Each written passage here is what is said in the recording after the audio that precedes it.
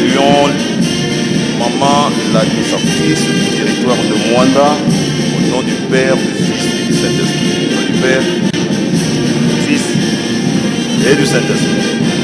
Maman, veuillez vous asseoir, vous appellera surtout après. En fait, au Soukissa, dans mon conduit, la province, au niveau du pouvoir législatif, Assemblée provinciale. Nous avons la présence de l'honorable Cyril Ruffin, député provincial du Congo central, papa, la gouverneur pour le père de la télévision. S'il vous plaît.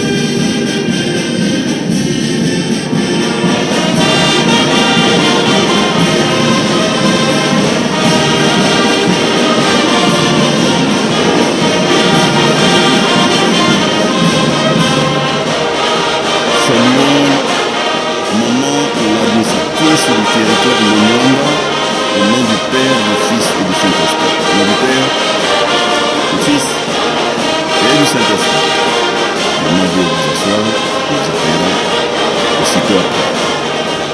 En fait, au Soukissa, on nous conduit la province au niveau du pouvoir législatif, au Tobengi, Assemblée provinciale. Nous avons la présence de l'honorable Cyril Ruffin, député provincial du Congo central, par vous êtes développé afin que nous puissions vous saluer. Tika ite topesa mokonzi na biso mboti ya esengo ya lukumu na kombo misato ya bole na kombo ya tata ya mwana lemo likosani honorable donc na boyoka ya na bango conformément à la séance protocolaire donc maman la directrice a été envoyé par le vice-premier ministre de l'Intérieur. Il a donc un mot à nous donner, maman, de vous présenter pour les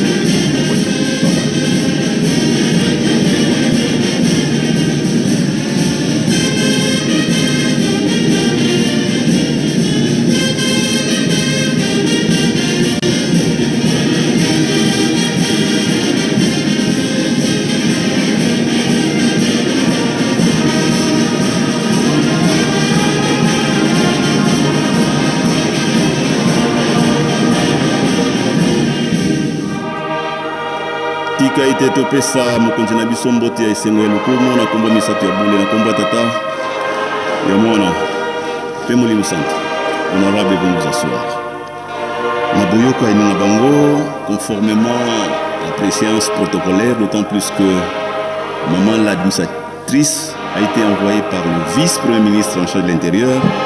Il a donc un mot à nous donner. Maman, je vais vous présenter du haut de cette tribune pour votre. Nakombo tata mwana pe molimo mosantu toye kopesa matondo mingi na papa son éminence son excellence papa Simon Kimbangu Kiangani na ndenge asalaki ete ba maman ya kimbangiste les femmes kimbangistes bakoka osomba bateau oyo biso nyonso tomonaki et spécialement eza accosté na territoire na biso ya Mwanda ezali lokumu pe fierté mingi ona biso batu ya Mwanda pe mokili mobimba parce que eza contribution à ba femme kimbangiste nyonso tu o bazali na kati ya monde eza makambu ya minene o esalami parce que histoire ezali ko rappeler biso que c'est pour la première fois en République démocratique du Congo et spécialement à Mwanda que va nommer Mwana Mwasi comme administratrice du territoire. Et salami natango nini natango oyo yo ba femme kimbangiste pe basombi bato et spécialement eza accosté na territoire na biso ya Mwanda Papa mokonzi ya Boule apesaki biso occasion ya kokende kopose première pierre na kolanda mama Mwilu ezali makamusi ekomi kosalama na tango oyo na 2025 mwasi azali numéro 1 ya territoire ya Mwanda eza mbala liboso na territoire wana bazwa mwasi pe eza mbala liboso ke bafemme kimbangiste basombi bato pe moto ake kopose pierre wana aza mwasi comme administratrice du territoire. donc eza mabombamo ya minene oyo eza na kati wana ndenge papa bandai koloba to mokili ekobaluka makambo ebele ekomi kobaluka yango totalaki ke tokoki kotikala boye te.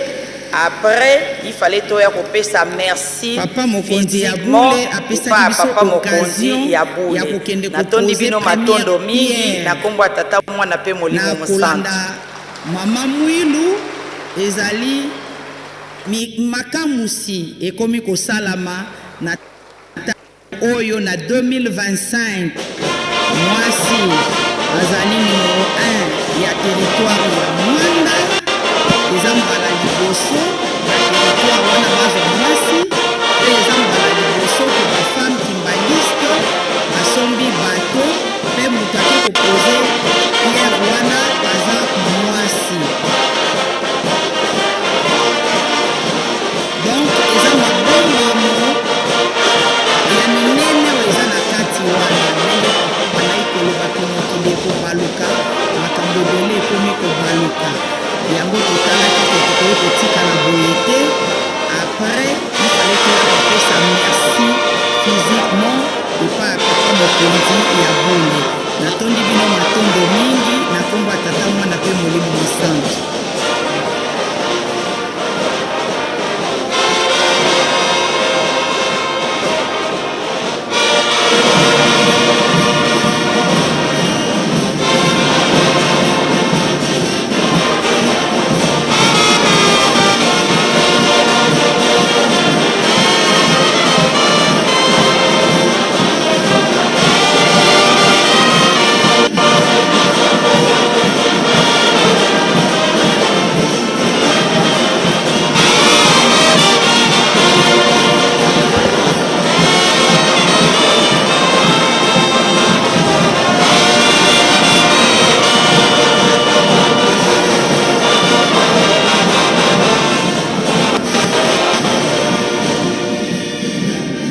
Ete totonda maloba nene mama Alisa Chris territoire Mwanda asili kopesa biso na kombo misato ya Boule na kombo tata mwana molimo santo. Enfin tokosukisa na niveau ya likolo la présidence de la République. Honneur au maman na mokolo mayo. Nous avons la présence de madame Tsumba Chidi Marie. Elle est assistante juridique du secrétaire général près du président de la République. Maman, il faut y aller le coup. Faut que s'il vous plaît.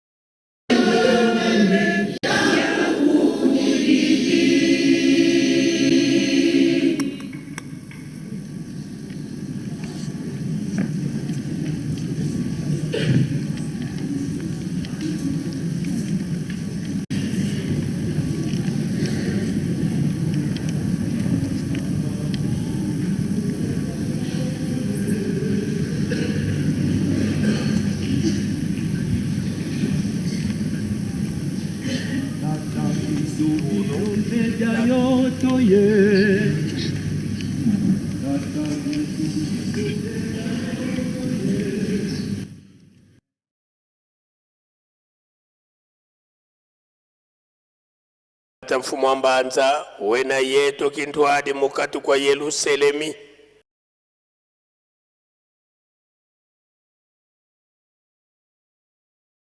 kayo yeleko ikakanoke nempenituko simbili salukiani na kekete bonso bukasi sulakyo yandi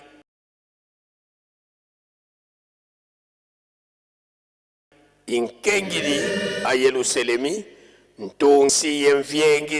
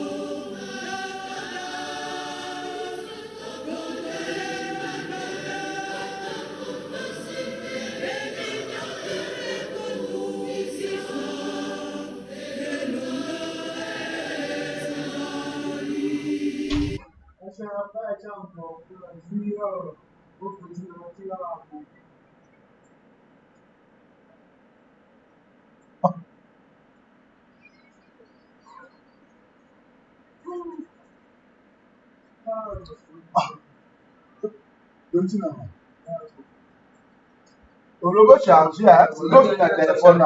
Mais si on t'a dit, Olobo, petit téléphone, on a mais du côté, on a raté le tino, il y a un canard. Parce qu'on a pas de ouais, machine.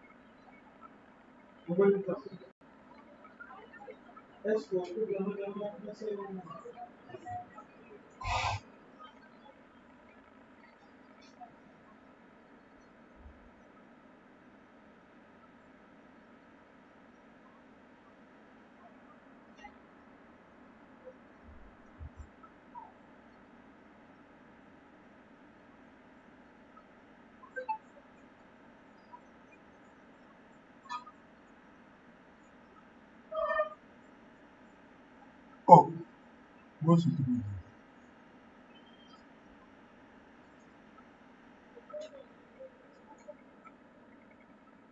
Une carte.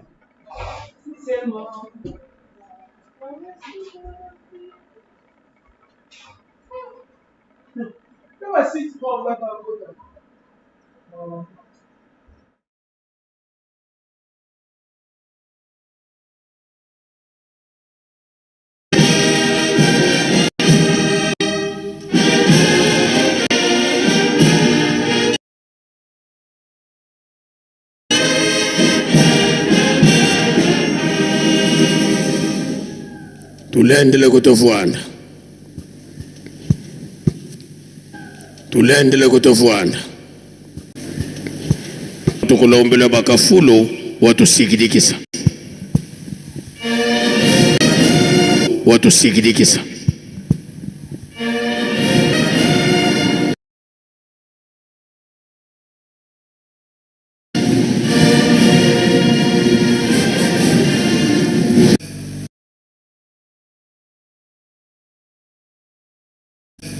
Bika wa kwa masikilanga munaito tuko ya kwa yelemvu se ye mwani chata mwanda wa velela. Amen.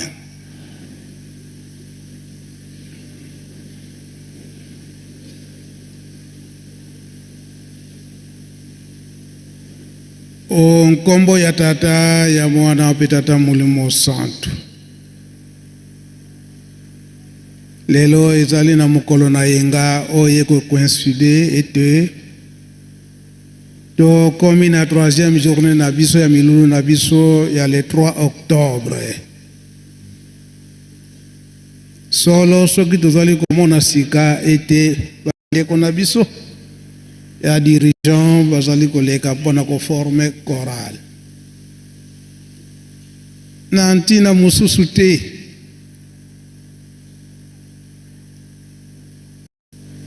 moto mwindu azalaki na mpasi.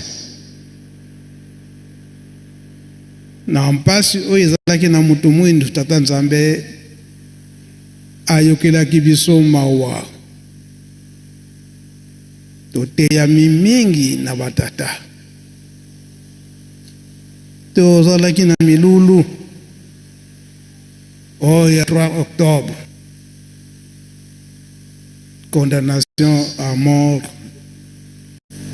ya papa Simon Kimbangu. Kasi ya motokota na le 3 octobre tozalaki na milulu na biso ya mbotama ya papa Simon Kimbangu oyo ezalaki na le 12 septembre. Oyo secret spirituel papa Diange ndaye koyebisa biso ete soki naissance ya papa Simon Kimbangu ezalaki na ntina mosusu te, ezali nde po ya kosilisa bowumbu ya mutu mwindu, esclavagisme. Ndenge bowumbu wana esilaki batata bapesaki elaka tolandaki na maloba ya papa Kisolokele lobi ete bokosala elongo na bato bayokisaki bino pasi. Kasi bozongisa te mabe o basalaki biso, bozongisila bango mabe wana te. Ezali nkambo ya mpasi kolakisa eke ezali likambo ya Tata Nzambe biso nyonso. Ekimelo na biso kaka epa ya Tata Nzambe. Lelo yo bazali kosenga biso tozala bana kotindami. O soki bazosenga biso tozala bana botindami na ntina mosusu te. Po batata bayebisaka biso. Papa Diangenda alobi ete à partir de l'an 2000 bokomona turbulence ekokota na kati na mokili pe na kati na lingomba oyo ekokota na kati na lingomba soko bokoyika mpiko te bana oyo bayokili biso te bakobunga. Oyo bana bayokili biso te bakobunga na turbulence ekokota na kati na mokili mobimba pe na kati na lingomba. Yokaki maloba nyonso wana ndenge papa Kesolekela yebisaki biso lobi. Lelo oyo tala makambo oyo batata balobaki. Mama Mwilu alobi ete musala oyo tozali komonela mpasi na liboso esika tozali kokende ekozala na biso esengo. Mama Mwilu alobaki likambo moko ete oyo ba mama ya kala oyo basalelaka Tata Nzambe balongaka te. Eske biso ba mama ya sikoyo tokolonga to tokolonga te? Liloba Mama Mwilu. Ba mama oye, tolongi to tolongi te? Tango wana komona mama mwana mwasi kotala ndenge ba mama administratrice, mama oyo asalaka na présidence wana kolonga to kolonga te? Ba mama Mama Mwilu alobaki ete tokolonga na sagesse. Oyo sagesse te.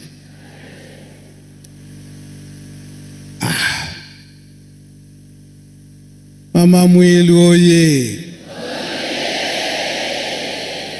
Ndenge mama administratrice uchikolo bango. Mama akende kosomba bato.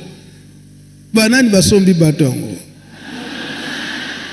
Batata babandaki kansi batika lisima ba mama ndeli boso. Wana bolingo te. Batata oye. Tokozonga sima to tokosote bango. Tokosote.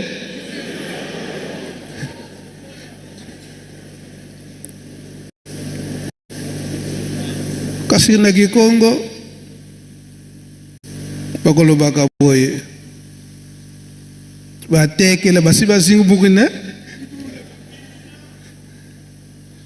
oyo abandaka liboso na ba komite oyo balaki sima basote ba komite liboso. Mama Mwilu oye. Tenge mama administratrice uchikolo bango ao na periode na yepeke mama o akenda kwa assiste na pose ya Pierre mama apaki oye toyoka na biso zuwa te oyo bana Tata Nzambe zuwa ezalaka te ezaboye te toyoka zuwa te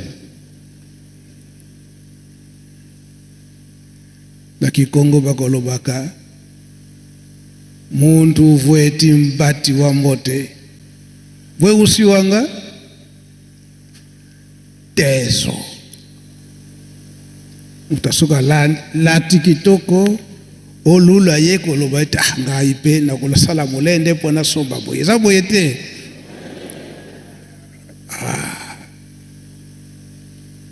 Fala bande kuna biso to moni mupaya na biso auti Allemagne.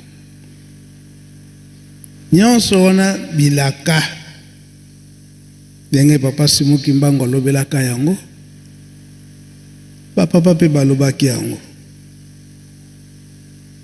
oyo ndeko na biso Allemand biso da wana tozaki nanu bana mike très jeune aona Yerusalemi ba Allemand ba monaka ete bizaleli oyo ya biso bakimbangiste ezali ya malamu basengaka na tango 1967 na bapapa eske tokoki kofanda na bino elongo po ete totambola tozala na bizaleli oyo bino bakimbangiste boza na yango. C'était en 1967. Ndenga bapapa bandimaka bayaka na Kinshasa bayaka na nombre ya 35 personnes bango nyonso ba Allema bafandaka mikolo misato awa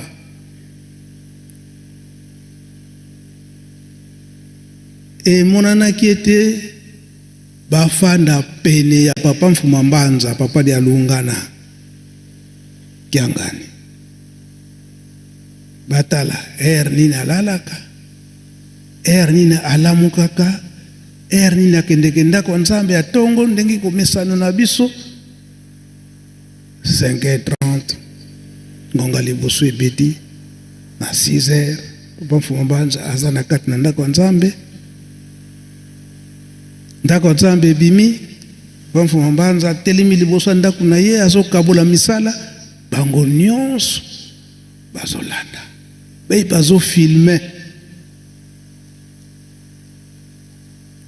ngonga nini papa Mfuma Mbanza kokendeke pembeni umela mwa mai soka silisi ndenge nini akende kotala misala na nkamba kokende na ngombe kintsuka ti na tango wana école secondaire za kotongama kuna na kilo misala nyonso wana papa Mfuma Mbanza zokende kotala ndenge ba brick oto bengaka cambrique papa Mfuma Mbanza na makolo na mituka te bisika nyonso papa Mfuma Mbanza na bango elongo baza ko filme papa Mfuma Mbanza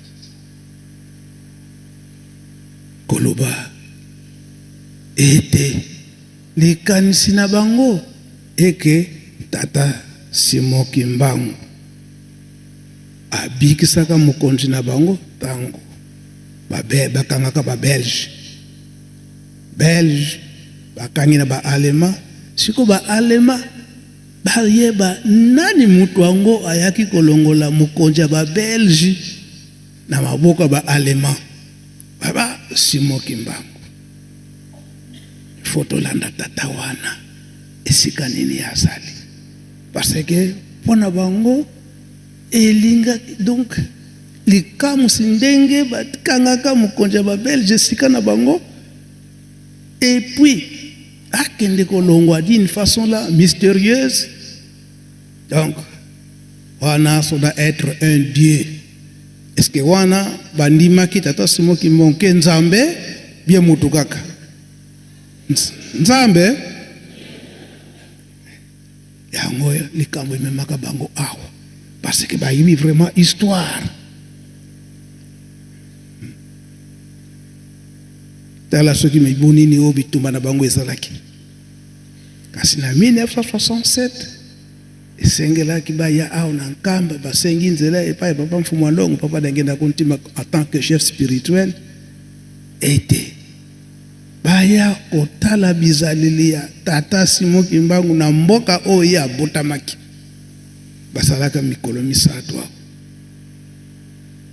nsima nkolo misato balakaki na bapapa eke tokotinda mutu na biso moko awa aya kosala na bino ntango nyonso pwe atambulaka na papa mfuma mbanza mpe basengaka epai bapapa soki bakoki kosala mwa likambo awa na nkamba oyo mpe sini na bango emonana ete basali mpe na nkamba basali mpe misala bapapa batunaka bango mosala nini oyo bino bolingi bosala na Yerusalemi bango balobaka ete tomoni mpenza ke oyo Yerusalemi ya sika oyo ezalaki na bayuda esi ekomi awa kasi eske soki bokoko permettre biso kosala urbanisation ya nkamba ndenge nini ekoki kotongama mosala wana batindaka énormément akofanda na biso awa okomona akosala 1 mois après 1 mois akei kopesa rapport azongi lisusu kombo na ye ezalaka soki na bosani te monsieur Brickmayer ye mutu aliboso mutu asalaka urbanisation mboka nkamba ndenge nini ekoki kotongama na autorisation ya bapapa bango nyonso misato mundele wana bandaki kolala na ndako ya papa Nkuluntu soki aye na motuka na ye afandi wana tongo etani aye ndako nzambe na tongo nsima libondeli akoti na mosala na ye na ntango wana badrone ezalaka te donc mosala na ye ezalaki fo atambola nkamba nyonso komata na bamontagne kotala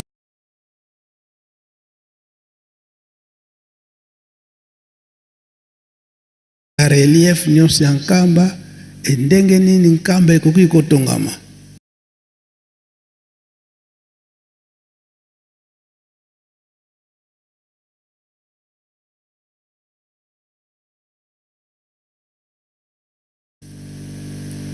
soki ntango papa mfuma mbanza azalaki apesaka autorisation eke bamindele wana baluka lisusu soki plan wana oyo esalamaka na nzela nkamba soki bakokaki kose retrouve yango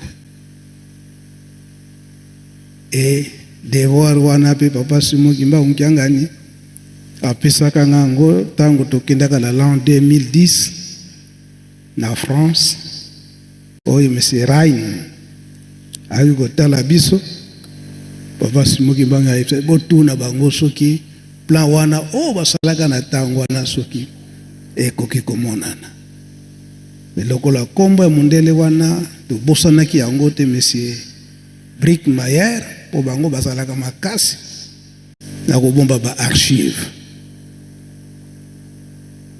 elelo oyo bango lisusu kaka bazotika biso te baye lisusu na mosala nini oyo ndenge toyoki badeshe nyonso baplastike nyonso kolokota ale bake kotransforme yango na biloko oyo ekoki kosunga biso lisusu wana mosala te makasi oyo toza komona obwaki omeli mwa jus obwaki bango balokoti molangi wana epai na bango mpe soki olokoti ndenge wana oke epai na bango kokopesa bango bakotika maboko pamba te bazwi mwa lumeya batiere na loboko soki esalami ndenge wana baplastike ekobwakama lisusu te osangisi kaka oyebi eke société eza boye te wala mosala te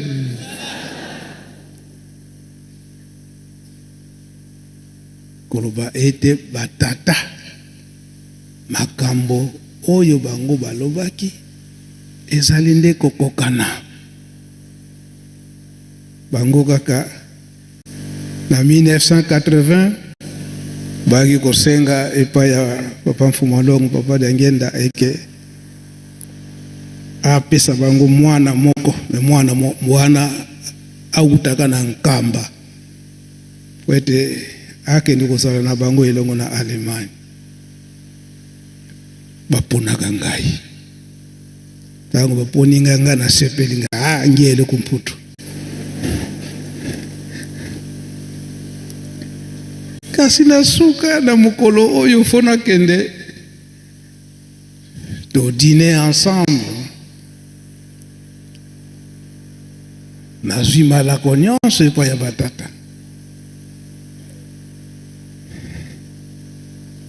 nake kolala kuna na ngombeke nsuka na 4h du matin papa Mfuma Mbanza ye kotoke nga na porte esika na bana kolala nafuka maboye papa Mfuma Mbanza kiyangalele ya minzila yoko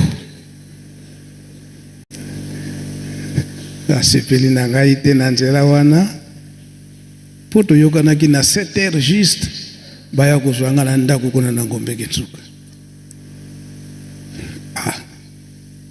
bango babanda kolala na ndako papa Kulutu na ndako papa Kisolokele après kilte matinale bango nyonso baye bazaka accompagner na papa Luntadila bazalaka 18 personnes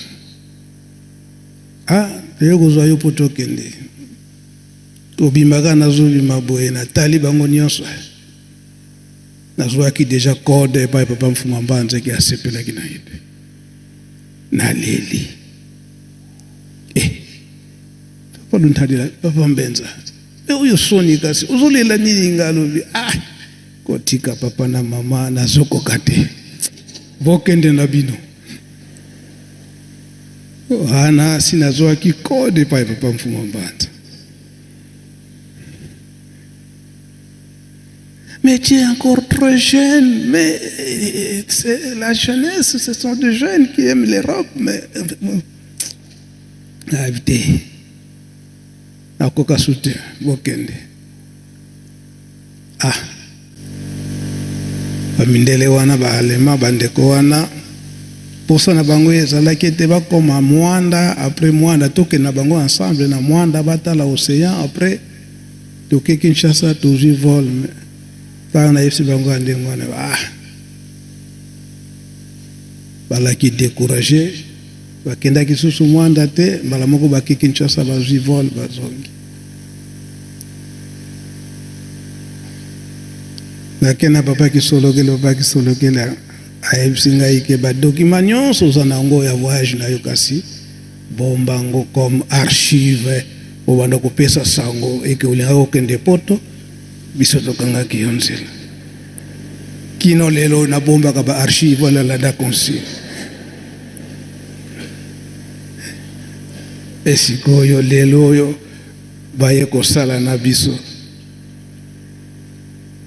tosala na bango elongo tosala te na wetinda ya tata Molimo Santo papa Simukimba Mkangani tosala nyonso wana na ntina nini Yerusalemu me likambo makasi oyo tokosimba ete bango posa ezalaki na bango eke tosala na bango elongo likambo ya liboso ya kokamwa ete la spiritualité donc bonzambe yango papa Simukimba Mkanga nazo kotinda biso tozala makasi na mabondele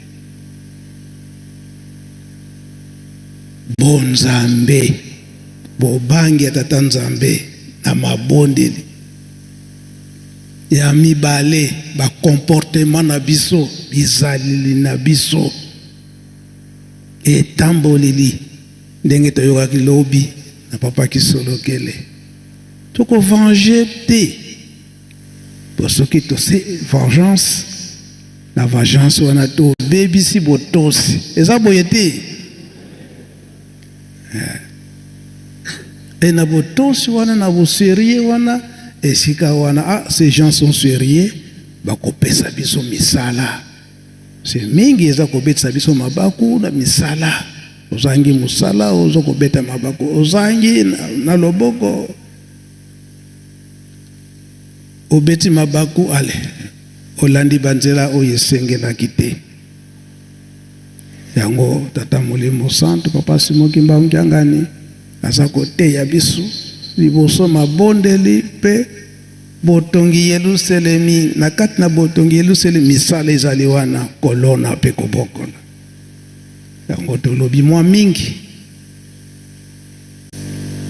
na choral dirigeant banzembo mibale oyo papa Simon Kimbangu Kiangani asengi biso ezokotala toujours amakambo oyo zali komona na ete likambo oyo toza komona eke mpasi toza na mpasi kasi kosepela ekomi pene kosepela wana ekomi pene kasi tozala makasi na mabondeli mpe tozala makasi na mibeko sembo ya liboso eza na Kongo bosepeli ezali koya kolo Yesu azali komemela biso esengo pwana biso batu yindo koloba ete papa Simon Kimbangu aye kolongola biso na mpasi oyo toza na yango kasi tozala mayele tokoya te. Dirigeant Yesu mwana Nzambe mukwiza kenena ona banzembe nyonso mibale papa Simon Kimbangu Kiangani mutatindi biso eke toyemba nzembo na tukanisa.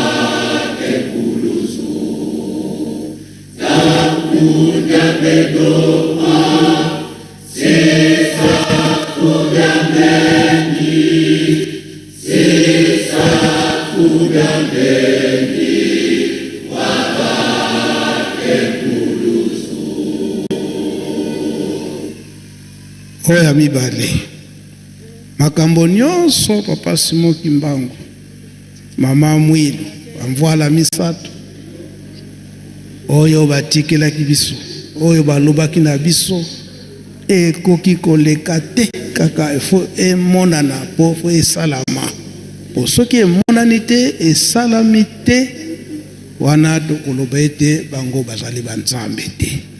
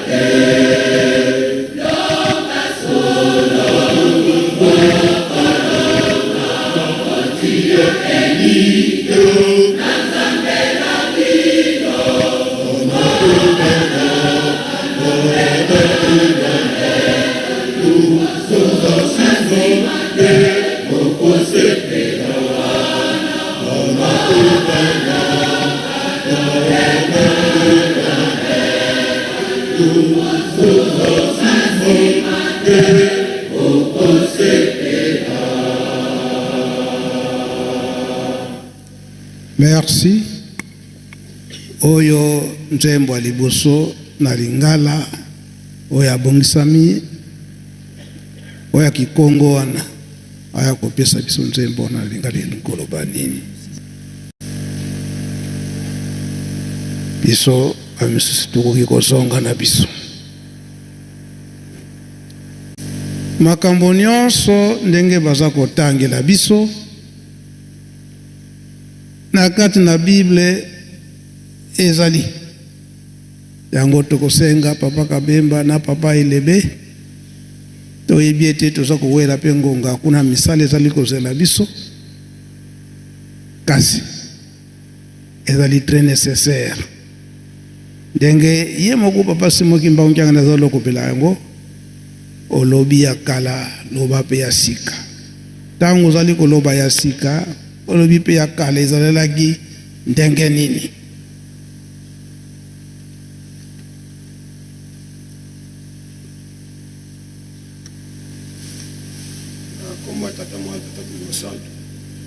merci nzambe na biso ndenge biso maloba nzembo aliposaki Kongo eyembami na lingala elobi boye Yesu mwana nzambe azali koya kosepelisa libota ya basantu tozongeli Yesu mwana nzambe azali koya kosepelisa libota basantu moyindo to mundele akosambisama yo mutu oponama zwa mayele na kolanda mobikisi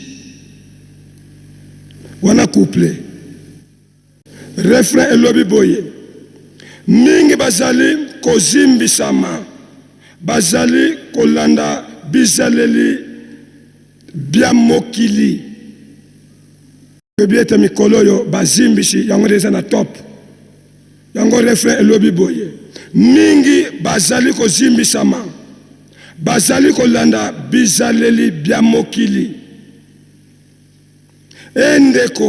endeko na ngai tika bizaleli ya moyini tika bizaleli ya moyini ozwa lobiko tozongeli endeko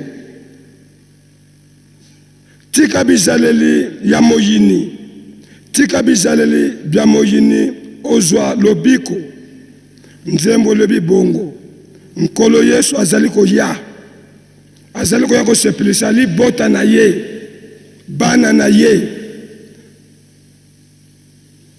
moyindo to mundele akosambisama yo mutu oponama zwa mayele na kolanda mobikisi nani tata Molimo Santo papa Simon Kimbanchangani mingi bazali kozimbisama bazimbisi na mateya mabe bazimbisi na etambole mabe bazali kolanda bizaleli bya mokili moza kotambusa biso yango tozomona elateli ya mabe ebimi bizala mabe ba Facebook ebimi ba TikTok ebimi makambo ezangi tina yango tozolanda bazali kozimbisa biso endeko na ngai tika bizaleli ya moyini ozwa lobiko na sisi bona kumata mwana Ntelu Santu. Merci papa biso nyonso tolandi na linga papa pasteur topesi bino nzela na ba chapitre bapesaki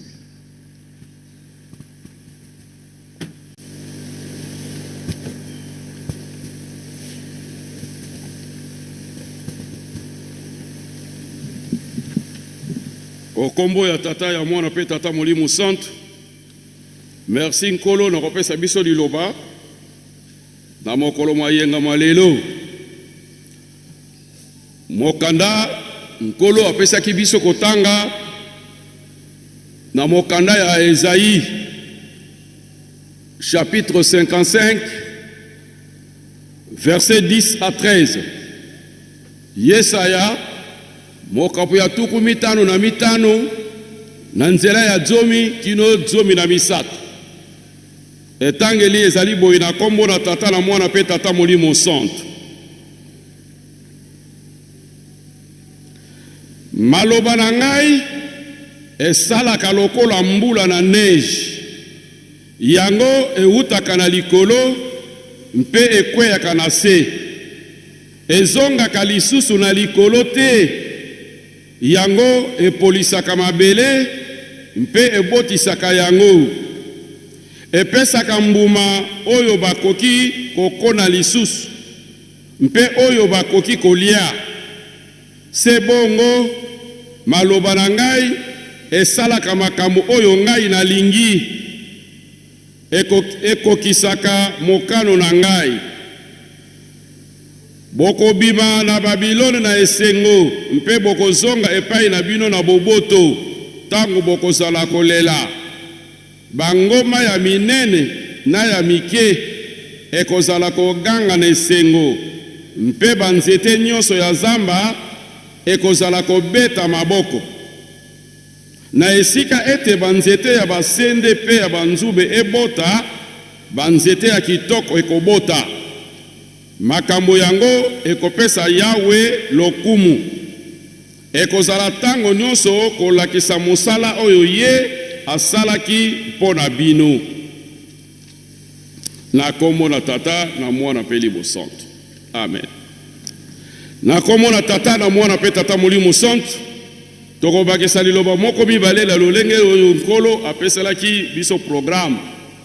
Toiti kolanda nzembo mibale oyo yebabi la grande chorale dirigeant kuna na kati de toyoki maloba na Tata Nzambe. Mposa ya Nzambe katikati la bana na bato ndenge alaki yango. Batata ba mama soki Nzambe a paraphrasé maloba na banzembo eza na tina monene. Nzembo ezala ya ndenge nini? Epesaka moto matei minene pona bomoi na ye.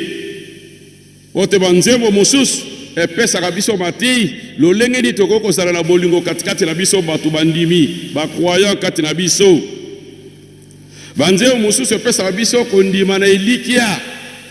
Mosusu ndenge touti kolanda yango banzembo nyonso mibale ndenge epesi biso bokasi ndenge assuré biso ne totangi na loyembo ete na Bible liloba na Nzambe ekokweyaka te ekozongaka pe esika yango ewuti te soki ekokisi mokano na ye te. Yango wana batata bamama ezali kaka esengo mpona koyoka loyembo te, ezali pe kaka esengo te mpona koyemba lokola bato akorisi bauti koyembela biso, ma eloko ezali monene na loyembo esengeli na biso toyoka yango, tosimba yango pe tosalela maloba oyo epesameli biso na kati na loyembo. Yango ekobongola biso, ekochange ezaleli na biso, to ekolendisa biso na mposa oyo Nzambe aza nango katikati na biso.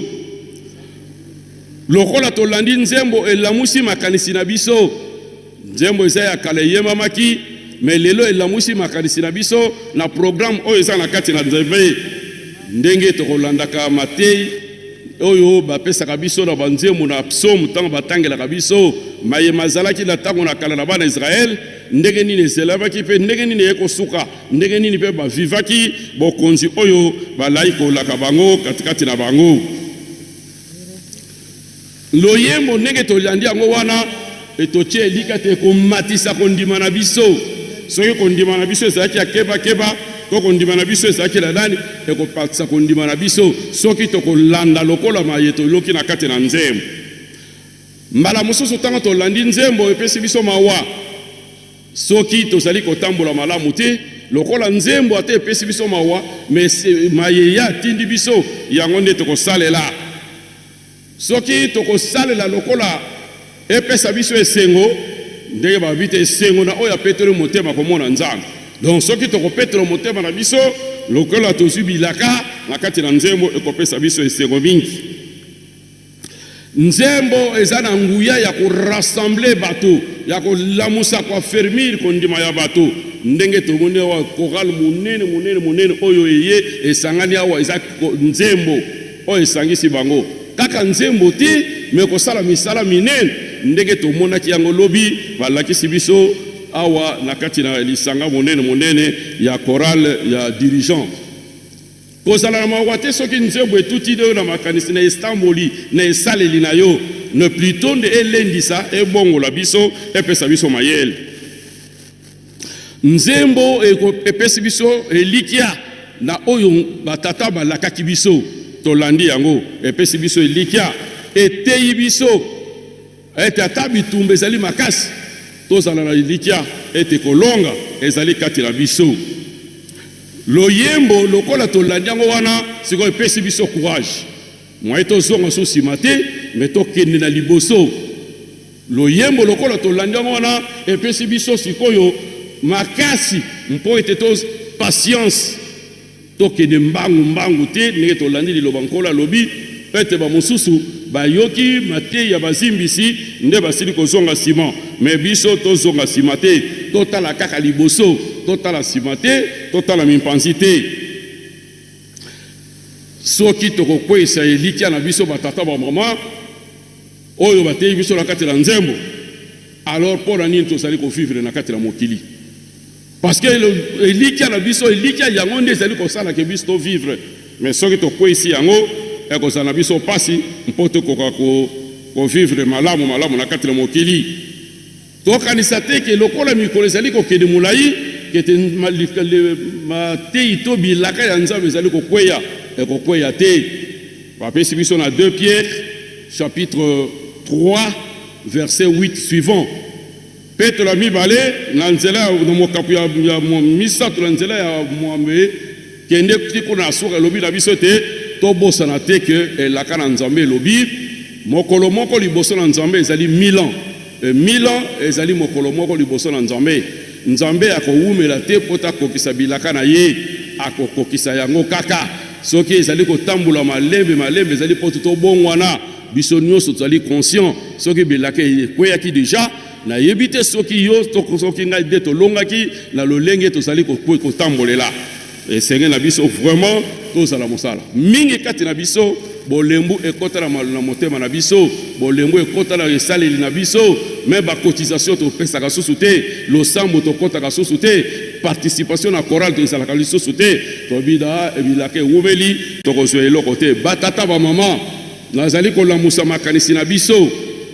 Genèse chapitre 6 verset 9 suivant kende tikuna na suka surtout na verset 10 oyo ngana kolobela kuna basopesa biso lite ya koko la biso Noé ndenga zwaki message na tata nzambe eta sala baswa toyebi yango tokende kuna te pona ngonga. Mais na koti na verset 10 et komaki na date ya le 17 février ya l'an 600 avant Jésus-Christ nde Noé akotaki na baswa mbula ebandaki kobeta. Mais mbula nataka ebetaki bandimaki teke mbula oyo nde yango nde ezali kozindisa biso ndenge baninga baza kobenga na libanda oyo kokanga mikuna. Mais depuis bokotaki eloko nini ezosalama bobima misala totikaki epesaki bango pasi ekitisaki kondima ya bana bakende komona mama. Mais mama soki boye biso kobima na biso tokotika bino awa po tozomona clarté mama pe motema esukaki ake komona tata parce que mokolo ne bakotaki mbula ebetaki mokolo na te basalaki mwa mikolo mpona peu près une semaine. Mais mokolo wana ya le 17 février l'an 600 mbula ebandaki kobeta bazali koloba na mbula ngo yango est-ce que mbula ngo c'est ba mbula ebetaka mikolo nyonso c'est mbula liboso tomoni awa yango.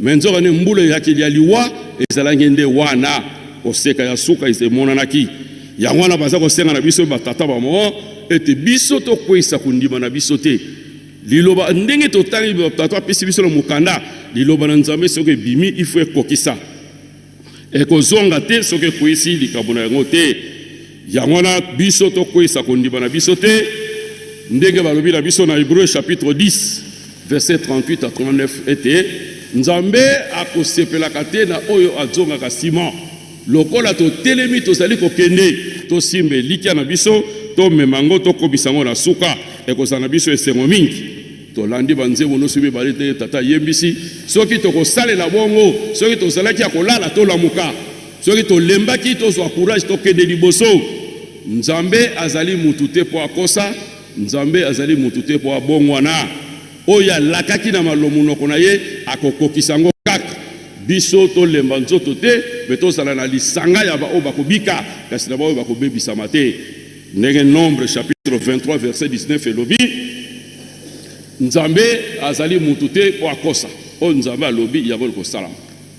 Tosilisi wana na nkombo ya tata mwana mpe mosantu tata nkolo totelemi wana topesi papa elebe.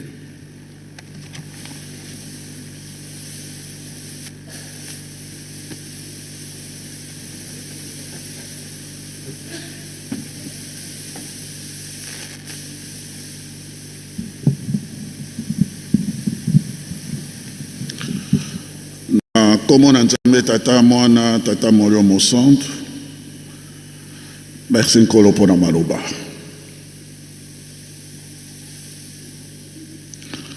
batata bamama Jérémie Moussakoli Jérémie chapitre 1 verset 11 à 13 Nzambe atuni Jérémie. Est-ce que vous avez vu nalobi nazali komona lindalala ya mandi Nzambe alobi omoni na solo. Ngai nasenzelaka na liloba na ngai mpona kokokisa yango. Biso nyonso toyeba ete Nzambe asenzelaka na liloba na ye soki ye alobi ye moko asenzelaka alandaka yango tino ekokisama asenzelaka na liloba na ye. Obele Jérémie lisusu na 28 verset 9. Jérémie alobi boye soki mosakoli asakoli liloba bakoyeba ete mosakoli wana atindamaki solo pe azali sikisiki na ekokisameli ya liloba oyo ye alobaki. Soki mosakoli asakoli liloba asakoli événement likambo ekokisami lolenge ya lobi bakoyeba ete solo ya utaki na Nzambe. Jérémie 28 verset 9. Nantina wana ndenge kola alobaki makambo ya kala pe makambo ya sika pe futo sakolaka yango. Tokokamata na likambo oyo ya kala. Nzambe asakolaki ete Yerusaleme ekozala na nkombo mosusu oyo liloba na ye moko Nzambe monoko na ye moko Nzambe akobibisa. Na Ésaïe chapitre 62 verset 2. Jérusalem portera un nom nouveau que la bouche de l'Éternel prononcera. Et umeli atango molai kinonkolo yesu aye koloba na bana na Israel obi bokonzi na likolo kolongola makati na bino kopesa melali bota mosusu. Nkolo yesu pa aye koloba na bango alobi temple bozali komona libanga moko ekotikala likolo na libanga mosusu tete ekokweyama. Le 29 août l'an 70 temple wana ekweyaki ya nyonso. Nzambe asenzelaka na liloba na ye mpona kokokisa yango na nkolo yesu apesaki avertissement.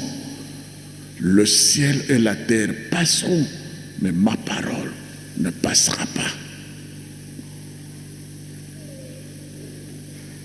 Matthieu 24 verset 35. Likolo na se ekoleka mais liloba na ngai ekoleka te. Ma parole ne passera pas. Alobi libanga moko kotika la likolo na libanga mususu te se kolongolama. Bokonzi na likolo kolongolama ekopesa na libota mususu na Matthieu 21 verset 43. Pesalami ekolekate pesalami. Tango biso tokomi le 5 avril tala likambo eumelia le 5 avril 1921 nkolo Yesu abimisi liloba ayebisi yango na papa Kimbangu nkamba oyo ekomi Yerusaleme ya sika. Mais Esaïe asakolaka yango Esaïe 62 verset 2 que Yerusaleme ekozala na nkomo mosusu.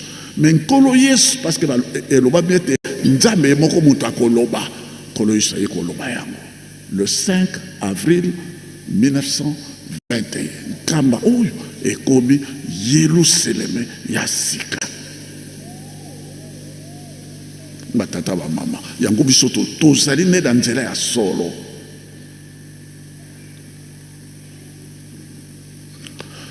Déjà dans Deutéronome chapitre 29 verset 29, Deutéronome 29 29 qu'on a déjà basakoli yango balobi boy makambo ezali ya kobomba ba les choses cachées appartiennent à Dieu. Mais oyo esakolami et lobami les choses révélées nous appartiennent à nous et à nos enfants.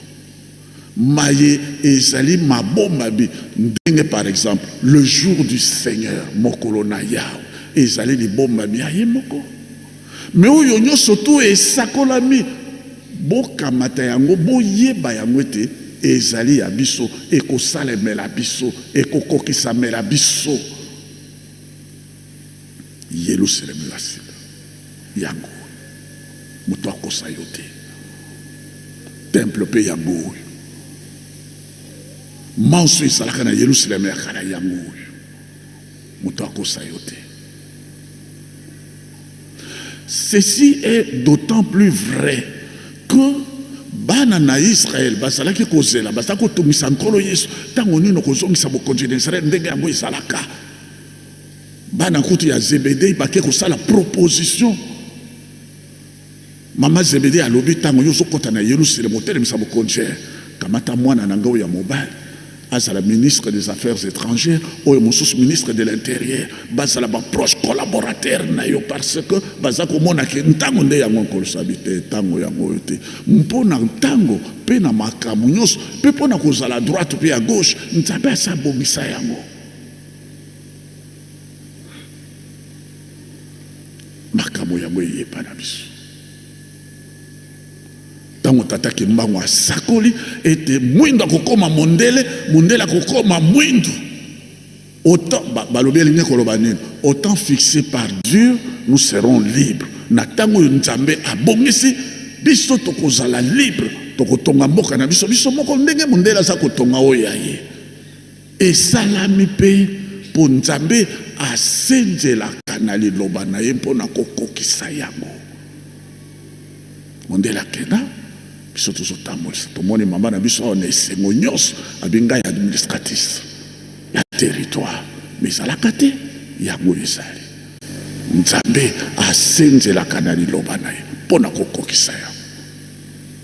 Tomoni lelo bamama ndenge ya alobi yango elle était azalaki mokuse oui basobi bateau de pêche nani akokaki ko esalami mpe nzambe asenzelaka na liloba nempo soki ya alobi na yo yango na batata bamama soki prophétie ezali te soki elaka epesameli yo te okozela nini mais soki elaka ezali senzela ekosalamela yo.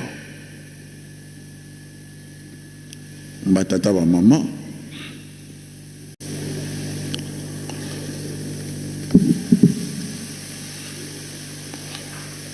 tango bana na Israël à partir de 1917 babani kozonga na Palestine sous Ben Gurion baza kokena en petit groupe baza kolo salobaki boko kena na bombo te kino le temps des nations et kokokana. Luc 21 verset 24 ti bakomi en 1917 et pas Karl Marx azali kobanda la révolution marxisme kuna na ex URSS bana en Israël pe bazali kokende na Palestine baza ko zonga Palestine en petit groupe et puis en 1917 pe États-Unis à côté de la première guerre mondiale et ya kosila na 1918 tango bango bakei tokomi na 1947 papa Diangenda toujours ndenge biso tokinkolo alobi na biso pe tolani yango na banzembo eye koloba mete tozala na mabondeli makasi na 1947 papa Diangenda akamati bambuta bakei mabondeli kuna na lotendeli balobi Israël azwa indépendance biso tokoya kozwa biso bato mwino na nsima 1948 bana d'Israël bazwi indépendance na bango esalami bango bazongi na Yerusalem bazongi na mokili na bango na 1948 na tango nini tango nkolo Yesu aye kozonga epai na biso tango tata molio mosantu aye epai na biso na eyele na ye ya mibale nde bana d'Israël bazwi indépendance baza lisusu baoma barome te biso mpe tozwi indépendance toza lisusu baomo ya babelge te esalami batata bamama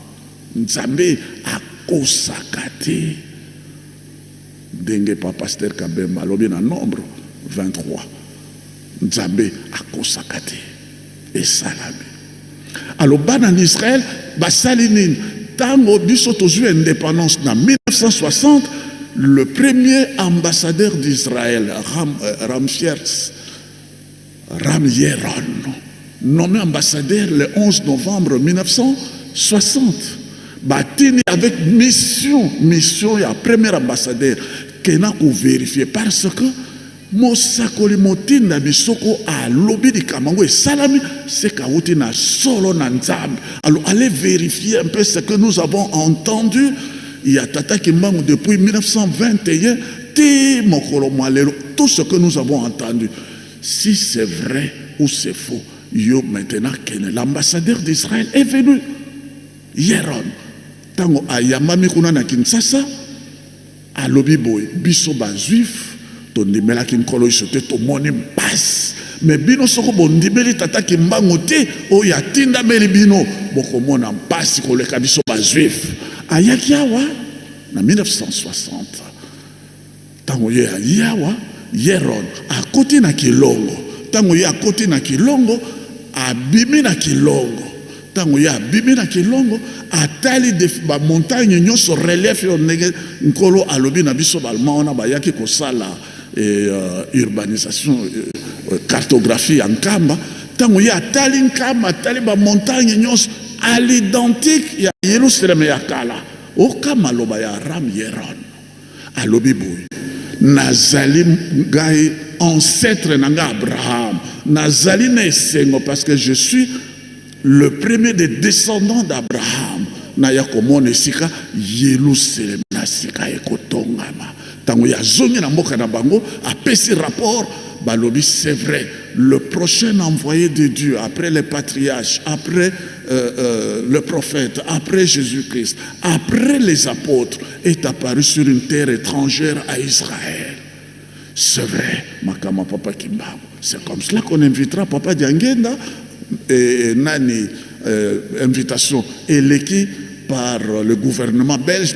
Papa Diangenda est allé le 27 octobre 1961 à Jérusalem, na Tel Aviv, à Komikuna.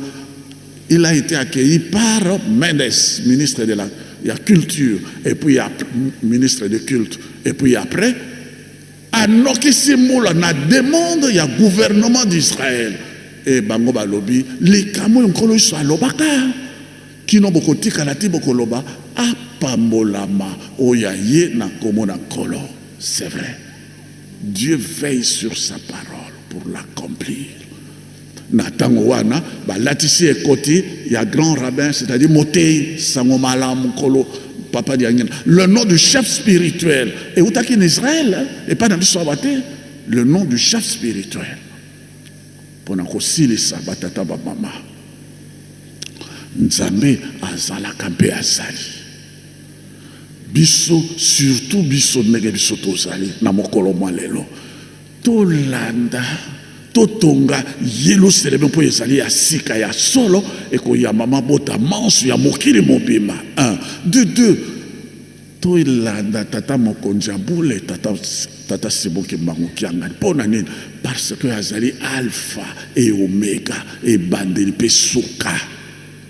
Ceci est vrai parce que le 3 octobre 1921, condamné à mort, Tango biso tokei na Mbanzangungu, Papa Diangenda, le 17 février 1991, j'aime bien donner ces précisions. À Lobi Boy, boyoka kete manso ekangambaki na Mbanzangungu, manso pe ekofongwamana na Mbanzangungu. Le 3 octobre 2011, le 3 octobre, à la même date, Papa Simon Kimbango Kiangani, le greffier en chef, il y a haute cour militaire à 12 heures, son nom. Tangoye Azali Kopesaye, Mokanda, il y a révision, il y a jugement, il y a 1921. Tango Papa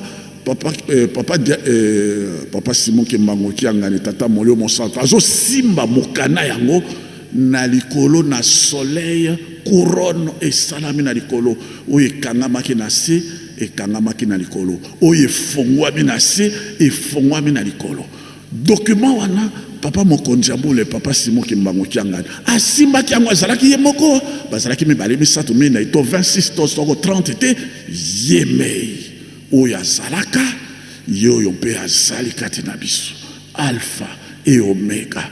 Mokokisi ya bilaka nyonso. Faites-moi confiance. Soko biso to tielie motema to kangani na ye levi, c'est-à-dire ko kangana. Soko to kangani na ye mansoyo ya bilaka et kokokisa mela biso to ko sepela. Dans komo na tata mwana tata molio bon sang. Merci papa pasteur moko zonga na bi. Yango ngonga ekei matei oto zali kozwa ezali pete toka koyoka kobomba pe kotosa mibeko. Papa mfuma longo papa diangenda kontima biso alanga nzembo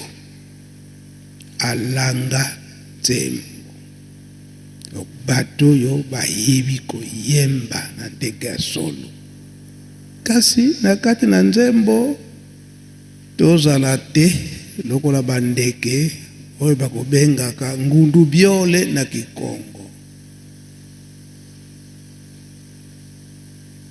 Na français babengi ye rossignol. Tango ye azali koyemba nzembo kitoko kasi baloba za koloba na kati kuna ezo yebana nango te nikoloba nini. Biso tango tozali koyemba biso moko tososola matei nini eza na kati na nzembo pe balobi ete bakutuna bino batata batikala koloba nini. Biso bato koyoka ngo tolobi batata balobaki bolingo mibeko pe misala kasi tozala lokola ba perroquet, donc dire ba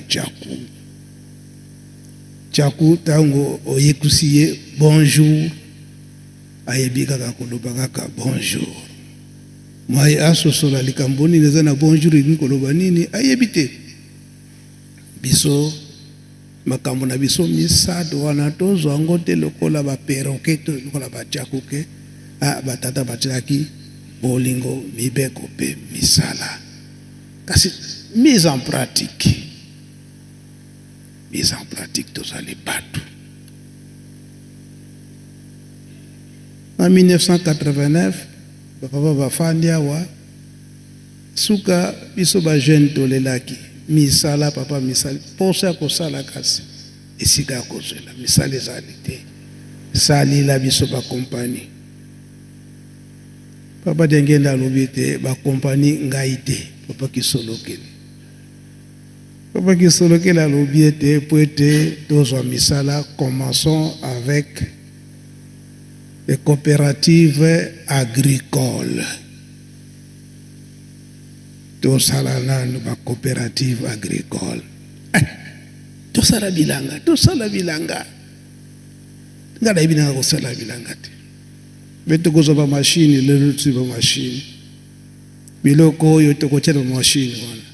Eko uta wapi? Na bilanga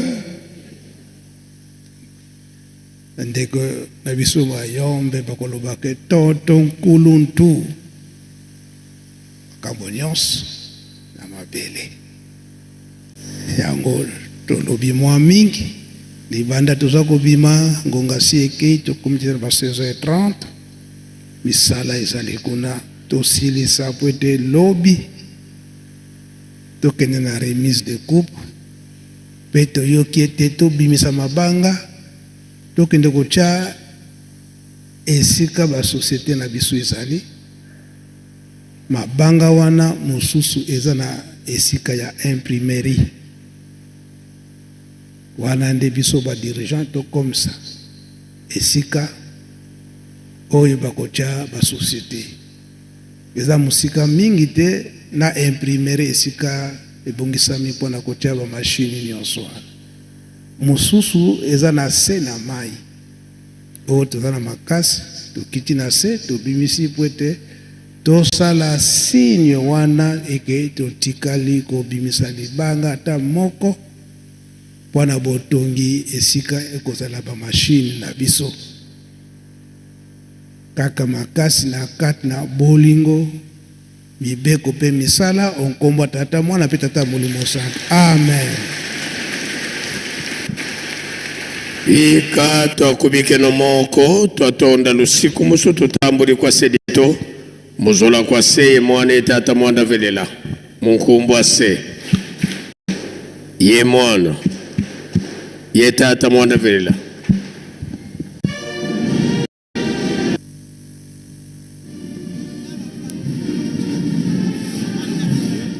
Voilà, ba tata pe ba maman bandeko balandi ya Radio Télévision Kimbangiste.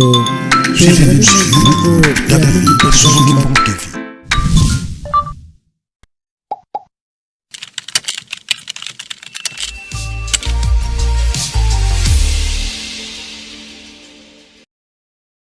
Bonjour la famille, bienvenue sur ma Solokimbang TV.